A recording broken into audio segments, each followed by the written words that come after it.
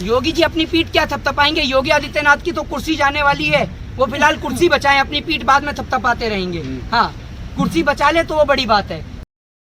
कल जब मैं रात को टेलीविजन देखा तो बड़ा मुझे दुख हुआ और इस बात का बड़ा दुर्भाग्य है इस देश का कि we are living in 21st century. इस 21वीं सदी के भारत में जो लोगों का पेट भरता है उसके लिए कोई आवाज उठाने वाला नहीं है। और योगासन करने के लिए बहुत सारे नेता से लेकर अभिनेता तक सभी लोगों को दिखाया गया, लेकिन देश के किसान को दिखाने के लिए नेशनल चैनल के पास इतनी सी भी हेडलाइंस की भी जगह नहीं है जहां किसान को दिखाया गया। किसान को लेकर बात नहीं करते, शिक्षा को लेकर पत्रकारों से सवाल नहीं पूछे जाते, स्वास्थ्य को लेकर नहीं पूछे जाते, रोजगार को नहीं लेकर पूछे जाते। और अब एक नया ड्रामा और लिया है, मेलो ड्रामा, वो है जनसंख्या नियंत्रण कानून। एक बात बताइए, पिछले 4 साल से अजय सिंह बिष्ट सो रहे थे। सेंटर में इनकी सरकार, प्रधानमंत्री मोदी बीजेपी के हैं, बीजेपी की सरकार उत्तर प्रदेश में, तो पिछले 4 साल से आप सो रहे थे कुंभकर्ण की तरह पर कि आज जागे आप। कुंभकर्ण भी 6 महीने में जाग जाता था, लेकिन ये लोग जागे ही नहीं। अब इन्हें चुनाव इनका नजदीक आ गया, इनको समझ में आ गया कि हिंदू मुस्लिम के नाम पे वोट मिलेगा नहीं। राम मंदिर के नाम पे इन्होंने घोटाला कर दिया चंदे के नाम पर, तो राम मंदिर के नाम पर भी वोट नहीं मिलेगा। और शिक्षा, स्वास्थ्य और रोजगार के नाम पे मांगेंगे तो वोट का पता नहीं, लेकिन जूता जरूर मिल जाएगा। तो ये लोग सोच रहे हैं कि वोट मांगे तो किस नाम पर मांगे, इसी बात से परेशान है। तो इसलिए इन्होंने नया मेलोड्रामा ढूंढ लिया है और वो है जनसंख्या नियंत्रण कानून। उत्तर प्रदेश के मुख्यमंत्री अपना उत्तर प्रदेश छोड़कर वहाँ बंगाल में चुनावी प्रचार करने के लिए खड़े हो जाते हैं। वहाँ बंगाल में कह रहे हैं हिंदू खतरे में है। अरे आप उत्तर प्रदेश के लिटरेसी रेट को, एजुकेशन रेट को वेस्ट बंगाल के एजुकेशन रेट से मिलाकर देखिए, है हिंदू खतरे में है का मुझे पता नहीं, लेकिन हिंदुओं के बच्चों की नौकरी और उनकी पढ़ाई जरूर खतरे में है। और इस देश के अंदर दारू का ठेका खुलता है कोरोना काल के दौरान। इस देश के अंदर कोरोना काल के दौरान बड़े बड़े चुनावी प्रचार और रैलियां होती हैं, लेकिन इस देश में स्कूल, कॉलेज और विश्वविद्यालय हमेशा बंद रहता है। क्यों? क्योंकि लोगों को पता है कि अगर इस देश का युवा, इस देश का यंगस्टर्स अगर पढ़ेगा तो इन भाजपा के गवारों से सवाल पूछेगा, क्योंकि अगर पढ़ेगा इंडिया तो इन भाजपा के गवारों से सवाल पूछेगा इंडिया। और इनके अनपढ़, जाहिल और गवार नेताओं को ज्ञान की कोई नॉलेज ही नहीं है। ये तो कहते हैं देश के गद्दारों को गोली मारो डैश को, तो हम कहेंगे भाजपा के गवारों को स्कूल भेजो सारों को, इन्हें पढ़ाने और लिखाने की जरूरत है। जी क्या गलत है? जनसंख्या नियंत्रण कानून आ रहा है तो इसमें गलती क्या है? आप प्रधानमंत्री मोदी जी के और बीजेपी के कान से सुन के आते हैं क्या? मैंने कब कहा ये गलत है? आपने सुना मेरे मुँह से? मैंने कहा मेरे कहने का मतलब है पिछले 4 साल से आप सो रहे थे। आप जागे, 1 मिनट रुकिए। बलात्कार पे कानून बनना पहले जरूरी है जनसंख्या पे? आप बताइए, सभी लोग बताइए, जितने माइक लगे सभी पत्रकार से पूछता हूँ, बलात्कार पे इम्प्लीमेंट करना पहले जरूरी है जनसंख्या पे? बताइए, गर्दन मत हिलाइए। कहाँ क्या किस पे जरूरी है ना? पहले बोलिए, आगे पहले किस पे जरूरी है, बलात्कार या जनसंख्या? बलात्कार पे जरूरी है ना। अगर बलात्कार पे इन्होंने स्ट्रिक्ट कानून बनाया होता तो आज कुलदीप सिंह सेंगर, चिन्मयानंद, नित्यानंद, राम रहीम, आसाराम आज फांसी के फंदे पे झूल रहे होते और इस देश के अंदर बहन बेटियां रात को 12 बजे भी सुरक्षित सड़कों पे घूमती। आज उत्तर प्रदेश का ये मंजर है कि उत्तर प्रदेश में आप क्राइम रेट को उठाकर देख लीजिए, महिलाओं के साथ रेप, बलात्कार, अपहरण, लूट, डकैती जैसी घटनाएं बढ़ी हैं 2017, 18 और 19 में। आप देखिए उठाकर आंकड़े को, उस पे आप बात नहीं करेंगे। आप जनसंख्या कानून को लेकर आगे। और एक मिनट रुकिए, लिटरेसी रेट को लेकर मैंने क्यों बात करी है? क्योंकि आप सुनते हैं भाजपा के कानों से और भाजपा के कानों से सुनने वाले लोगों को सुनाई नहीं देता। मैंने एजुकेशन को लेकर क्यों बात करी है?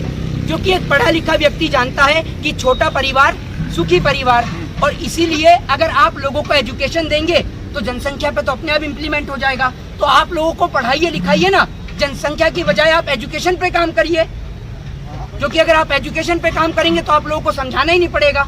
लेकिन आप एजुकेशन पे तो काम करते ही नहीं है।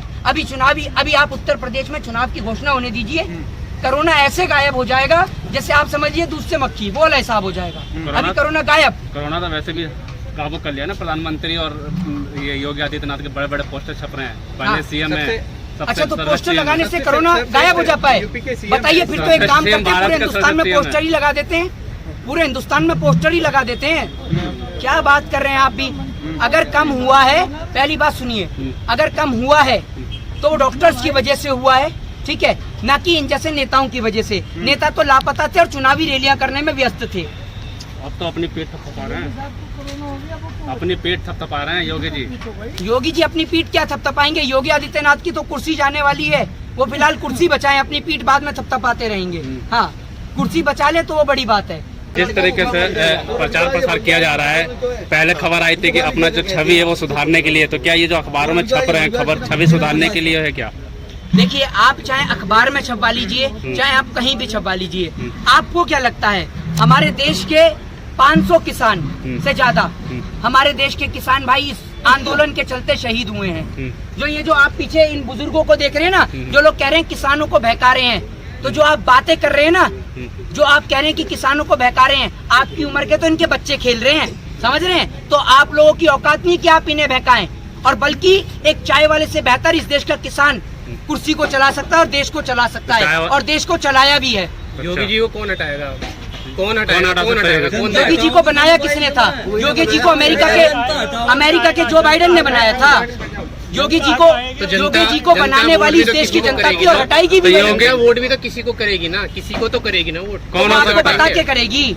आप इस देश के अंदर एक मिनट पहले कांग्रेस, आप सुनिए, आपको पता है, आप तो बस आ जाते हैं बीजेपी के पत्र। सुनिए मेरी बात, आपको पता है इस देश के अंदर किसी से उसका संवैधानिक अधिकार वोट को लेकर बात करना एक कानूनन अपराध है, पता है आपको? फिर भी आप पूछ रहे हैं, तो वो इस देश की जनता का एक कानूनन राइट है कि वो किसी को भी वोट दे, लेकिन वो बीजेपी को वोट नहीं देगी। बीजेपी का सुपड़ा साफ करेगी। किसानों का कहना है जो किसानों के हक में बात करेगा, शिक्षा पे बात करेगा, एमएसपी पे बात करेगा, देश के काले कृषि कानून को रद्द करने की बात करेगा, उसको किसान वोट देगा, वरना नहीं देगा, किसी को नहीं देगा वोट अगर नहीं बात करेगी। इन कानूनों को रद्द कर देती है, वापस ले लेती है, तो फिर किसानों का सपोर्ट रहेगा। आपको लगता है पिछले इतने दिन से 7 महीने से किसान बैठा है, 7 महीने से ध्यान तो दिया नहीं है? 500 से ज्यादा किसान शहीद हो गए। है इस देश के अंदर किसी नेता के अंदर दम या किसी अभिनेता के अंदर दम जो 700 से ज्यादा 500 से ज्यादा जो हमारे किसान भाई शहीद हुए हैं उनके घर और परिवार को चला सके? है दम किसी के अंदर? कोई नेता बोल के दिखाए। अभी एक किसी नेता की डेथ हो जाने दीजिए आप, उसके लिए लाखों लोग फंड देने के लिए तैयार हो जाते हैं। किसी क्रिकेटर का कुत्ता मर जाए तो इन लोगों के ट्विटर हैंडल चल जाते हैं, लेकिन इतने किसान शहीद हुए, किसी के मुंह से एक आवाज नहीं निकली। आखिर क्यों ऐसा बताइए आप? वो किसान जो कश्मीर से कन्याकुमारी तक लोगों का पेट पाल रहा है, आज उस किसान को यहाँ पर बॉर्डर पर बैठना पड़ रहा है, गर्मी के अंदर, सर्दी के अंदर, बरसात के अंदर, लेकिन उसकी कोई सुनने वाला नहीं है। यूपी के अंदर धर्म परिवर्तन को लेकर जो न्यूज़ सामने आ रही है, 1000 परिवार लगभग धर्म परिवर्तन कराया गया है। क्या लगता है कि यूपी चुनाव आ रहा है, उसको देखते हुए पूरा हाईलाइट किया जा रहा है मामला, क्या है उसका आपकी राय? देखिए, उत्तर प्रदेश के अंदर ये नए चौंचले आम बात है इलेक्शन से पहले। अभी आप देख रहे थे जिस तरीके से बंगाल चुनाव से पहले बंगाल का हिंदू खतरे में था, लेकिन बंगाल चुनाव हार गए तो हिंदू खतरे से बाहर आ गया। अब गृह मंत्री एक बार भी नहीं बोलेगा कि बंगाल का हिंदू खतरे में है, एक बार भी नहीं बोलेंगे। पहले खतरे में था। अब आपने सुना नहीं होगा उत्तर प्रदेश के मुख्यमंत्री से कि बंगाल जाए और बंगाल के जाकर हिंदुओं को बचाए, नहीं सुना होगा। ये बात करते हैं अपने हिंदुस्तान के हिंदू नहीं दिख रहे हैं, ये बात करेंगे पाकिस्तान के हिंदुओं की। ये कहेंगे पाकिस्तान में हिंदुओं को खाने को रोटी नहीं मिल रही, जैसे यहाँ के हिंदुओं को तो दाल मखनी और शाही पनीर दे रहे रोज डेली, है ना? ये अपने हिंदुस्तान के हिंदुओं को नहीं देख रहे, लेकिन इनको पाकिस्तान का हिंदू नजर आ जाता है। हमारी मोदी जी से निवेदन है कि मोदी जी आप इस्तीफा दे दीजिए, उसके बाद आप चाहे पाकिस्तान में बिरयानी खाइए, चाहे चाइना पे झूला झूलिए, चाहे आप अमेरिका घूमिए, चाहे आप जापान घूमिए, चाहे आप रसिया घूमिए, लेकिन आप इस्तीफा दे दीजिए। जय हिंद, जय भारत, वंदे मातरम।